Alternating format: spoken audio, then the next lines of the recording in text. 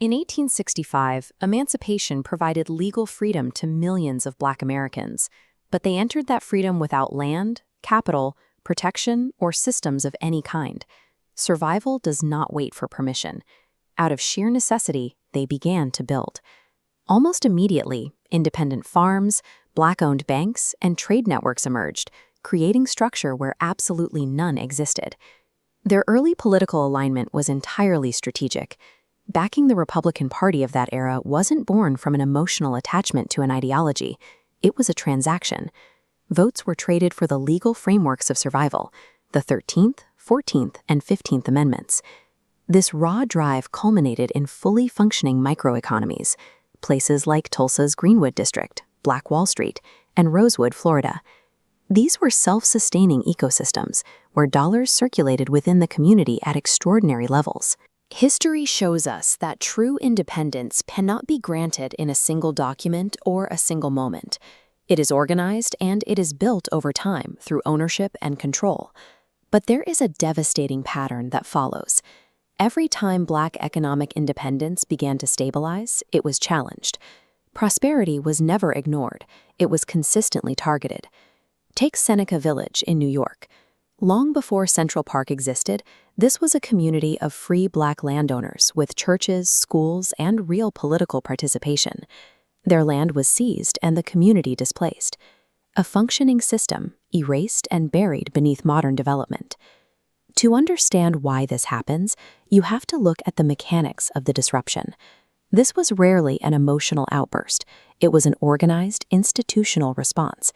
Systematic white wage triggered specifically when economic power began to shift. Sometimes this response arrived loudly, through organized violence, but often it was quiet.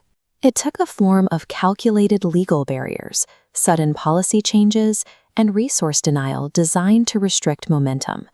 The historical record is completely clear. Black communities have always possessed the capability to build massive wealth and structure. The core problem has always been sustaining that infrastructure under relentless systemic assault. Recognizing this destructive cycle, leaders in the early 20th century realized they needed their own infrastructure. They demanded independent production rather than integration into a hostile system. Marcus Garvey made this philosophy explicit. He mapped out exact blueprints for Black-controlled commerce, demanding Black-owned factories and international logistics through the Black Star Line. Later, Malcolm X and Elijah Muhammad expanded this principle.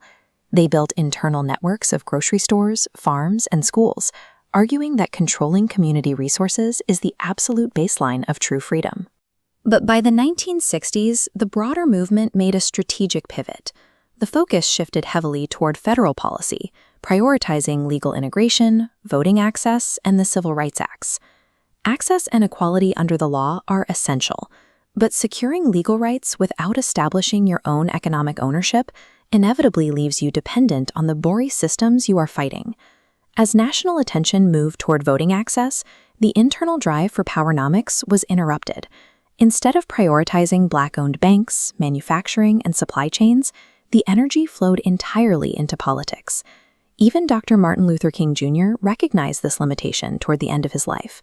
Seeing that political victories were incomplete, he pivoted his efforts toward economic justice, boycotts, and resource redistribution through the Poor People's Campaign. As we look at this animated diagram, we see the behavioral reality exposed by Tony Brown in the 1980s. Out of millions of people, only a small fraction will take immediate economic action. The 80-20 rule dictates that 20% of a group builds, while 80% observes. This creates an activation gap. Taking control of a dollar creates intense discomfort initially, but as this visual shows, once the minority builds a stable, functioning system where wealth circulates, the majority eventually migrates to follow that stability. This means a movement does not fail because some people refuse to participate. Achieving economic sovereignty only requires an activated minority committed to making the systems work. Dr. Claud Anderson eventually formalized what history had already proven. He laid out the concrete rule that no group succeeds or survives long-term without controlling its own economics. In recent years, political platforms often emphasize economic equity and access to capital, but access is just a permission slip. Real power demands outright ownership. This diagram illustrates the architecture. It rests on 5 pillars: controlling the dollar, circulating money, owning land and business, creating self-sufficient systems, and political leverage. That final pillar is critical. A vote is not an emotional loyalty badge. It is a tangible asset that must be aggressively negotiated to secure measurable contracts and specific economic outcomes. Real political power only exists when the ballot box is treated as a strict business exchange. If policies do not yield concrete financial results for the community, the vote is withheld. The path forward does not require starting from zero. You are continuing an architecture that generations before you already built, tested, and mapped out. The goal is a fully realized, self-sustaining network of modern microeconomies, independent supply chains, private capital, and massive ownership networks operating at scale. The capacity to execute this vision is undeniable. The original blueprints of Tulsa, Rosewood, and Seneca Village proved exactly what happens when focus is applied to production instead of protest. The question is no longer whether it can be done. History has answered that. The question is whether this generation will sustain, protect, and finally complete the architecture. Because the moment you recognize this pattern, your entire posture changes.